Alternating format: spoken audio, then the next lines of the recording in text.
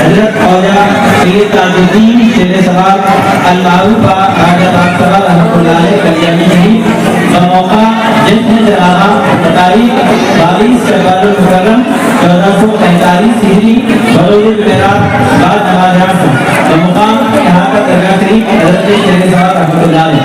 اما بعد صوفیان باصفہ علمداران دنیا پاکبازان حجابدان مشائخین ذوی احترام اہل طریق خلفاء پر واضح ہو کہ خاصہ میں حضرت اللہ کے آنے سے ایک خلافت سماعت کر رہا ہوں.